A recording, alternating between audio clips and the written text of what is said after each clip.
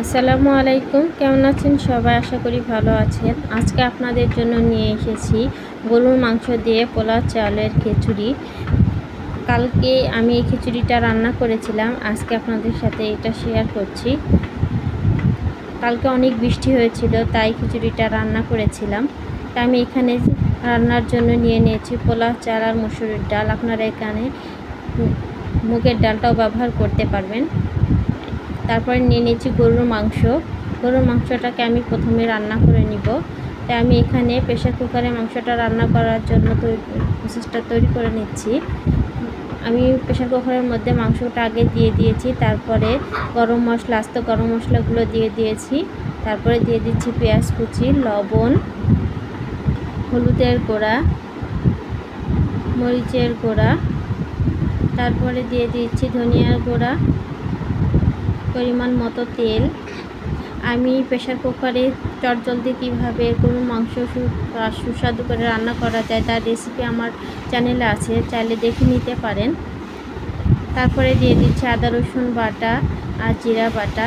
এটাকে মশলাগুলোকে দিয়ে আমি সুন্দরভাবে হাতের সাহায্যে সুন্দরভাবে মাখিয়ে নিচ্ছি। এমনভাবে মাখাতে হবে যাতে মাংসটাকে দেখে মনে হয় যেন অনেকটা রান্নাই হয়ে গিয়েছে।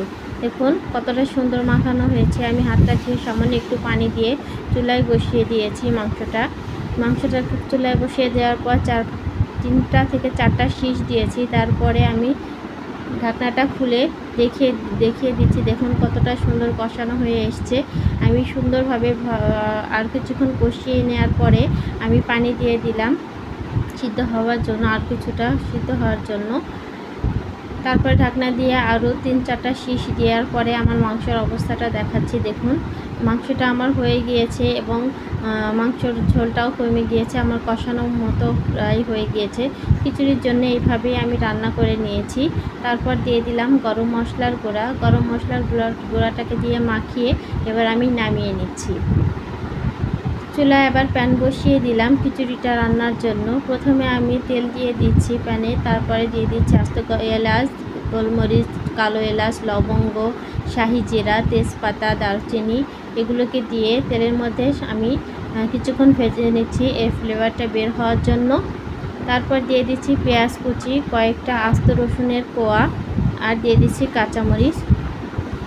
আমি খিচুড়িটা সম্ভবত কাঁচামরিচ দিয়ে রান্না করব, কারণ গরুর মাংসটা আমি শুকনো মরিচ দিয়ে করেছি, সেজন্য আমি আর এখানে শুকনো মরিচ ব্যবহার করব না। তারপরে চালটাকে দিয়ে আমি কিছুক্ষণ নাড়াচাড়া করে নিয়েছি। নাড়াচাড়া করে নেওয়ার পর তারপরে দিয়ে দিচ্ছি হলুদের গুঁড়া আর লবণ পরিমাণ মতো। এইটাকে দিয়ে আবার চালটাকে কিছুক্ষণ ভেজে নিয়েছি। চালটা যখন প্রায় ভেজে নেওয়া হয়ে আসবে তার কিছুক্ষণ আগে আমি দিয়ে দিচ্ছি 1 চামচ আদা বাটা, 1 চামচ রসুন বাটা, আর 1/2 চামচের থেকে একটু কম জিরা বাটা। এই চালটাকে আমি সুন্দরভাবে ভেজে নিয়েছি। ভেজে নেওয়ার পরে এবার আমি পানি দিয়ে দিচ্ছি। পানিটাকে দিয়ে আমি এবার ঢাকনা দিয়ে ঢেকে দিলাম। এখানে আমি গরম পানি ব্যবহার করেছি। দেখুন চালটা থেকে পানিটা শুকিয়ে গেছে এবং চালটা প্রায় 50%, প্রায় 70% হয়ে গিয়েছে। সেই পর্যায়ে আমি গরুর মাংসগুলো যে রান্না করে রেখেছিলাম সেটা ব্যবহার করছি। 70% রান্না করে নেওয়ার কারণ হচ্ছে এর মধ্যে যে মাংসের ঝোলটা আছে এর মধ্যে পড়বে। তারপরে ভাতটাতে আরও কিছুক্ষণ পরিমাণ জাল হবে। এই মাংসের ঝোলে আর যে সামান্য পানি ভাতের সাথে আছে সেটাতে আমার রাইসটা রান্না করে নেওয়া হয়ে যাবে। তারপর দিয়ে দিলাম গরম মশলার গুঁড়াটাকে দিয়ে আমি আবারও ভাতটা খিচুড়ির সাথে গরম মশলাগুলোকে সুন্দরভাবে মিশিয়ে নিচ্ছি। এই পর্যায়ে গরম মশলাটা দিলে খিচুড়ির সেন্টটা অনেক সুন্দর হয় এবং খেতেও অনেক সুস্বাদু হয়। তা আমি দমে রেখে দিয়েছিলাম 4-5 মিনিটের জন্য। দেখুন আমার খিচুড়িটা রেডি হয়ে গিয়েছে, কতটা ঝরঝরে হয়েছে। আপনাদেরকে নামিয়ে পরিবেশন করে আমি এখন দেখাচ্ছি। দেখুন কতটা ঝরঝরে হয়েছে, একটার পর একটা লেগে যায়নি, একদম দোকানের মতো পারফেক্ট গরুর মাংসের খিচুড়ি। আমার এই রেসিপিটি যদি আপনাদের ভালো লেগে থাকে প্লিজ লাইক, কমেন্ট, শেয়ার ও সাবস্ক্রাইব করতে ভুলবেন না।